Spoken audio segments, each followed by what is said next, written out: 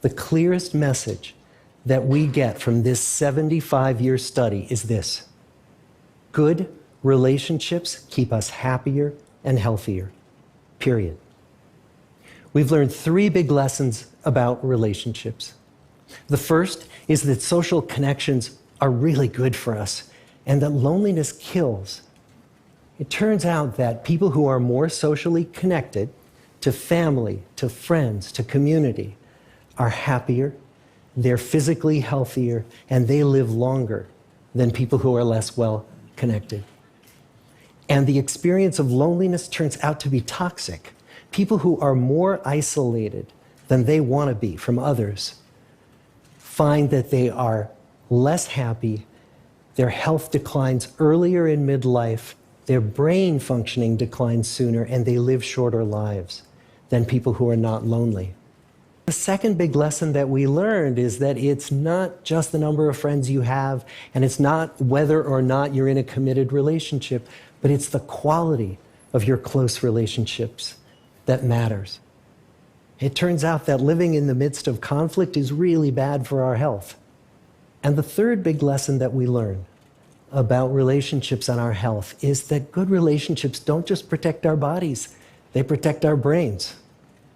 It turns out that being in a securely attached relationship to another person in your 80s is protective, that the people who are in relationships where they really feel they can count on the other person in times of need, those people's memories stay sharper longer. And those good relationships, they don't have to be smooth all the time. Some of our octogenarian couples could bicker with each other day in and day out. But as long as they felt that they could really count on the other when the going got tough, those arguments didn't take a toll on their memories. So, this message that good, close relationships are good for our health and well-being, this is wisdom that's as old as the hills. Why is this so hard to get and so easy to ignore? Well, we're human. What we'd really like is a quick fix, something we can get that'll make our lives good and keep them that way. Relationships are messy and they're complicated, and the hard work of tending to family and friends, that's not sexy or glamorous. It's also lifelong. It never ends. And it's not going to be by just positive thinking. This takes positive action. Because happiness is a skill we all can train and work on. How can we take positive action, actually making the change in our lives? Therefore, well-being is better built by positive action and not positive thinking.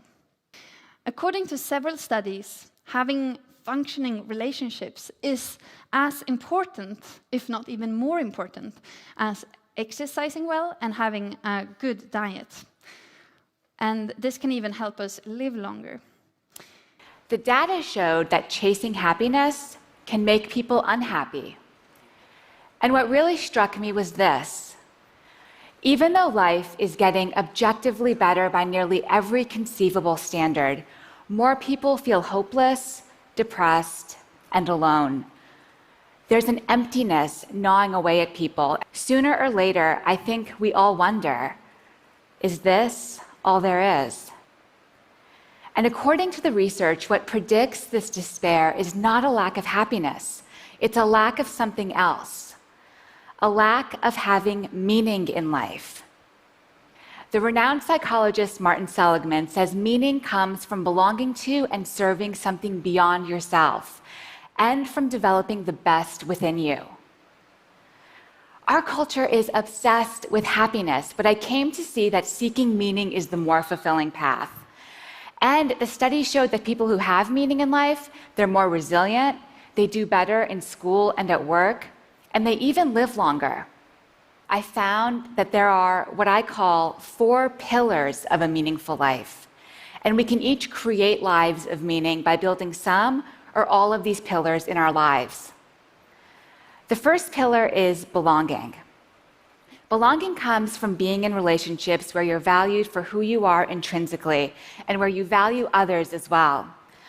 But some groups and relationships deliver a cheap form of belonging. You're valued for what you believe, for who you hate, not for who you are. True belonging springs from love. It lives in moments among individuals, and it's a choice. You can choose to cultivate belonging with others. For many people, belonging is the most essential source of meaning, those bonds to family and friends. For others, the key to meaning is the second pillar, purpose. Now, finding your purpose is not the same thing as finding that job that makes you happy. Purpose is less about what you want than about what you give. The key to purpose is using your strengths to serve others. Of course, for many of us, that happens through work.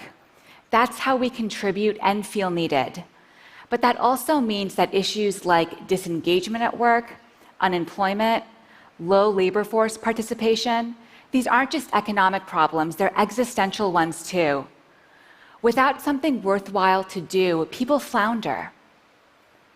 Of course, you don't have to find purpose at work, but purpose gives you something to live for, some why that drives you forward.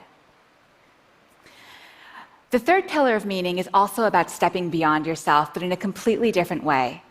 Transcendence.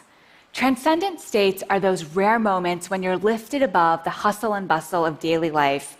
Your sense of self fades away and you feel connected to a higher reality. Belonging, purpose, transcendence. Now, the fourth pillar of meaning, I found, tends to surprise people. The fourth pillar is storytelling, the story you tell yourself about yourself.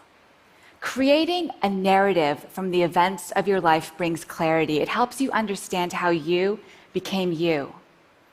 But we don't always realize that we're the authors of our stories and can change the way we're telling them. Your life isn't just a list of events. You can edit, interpret, and retell your story, even as you're constrained by the facts.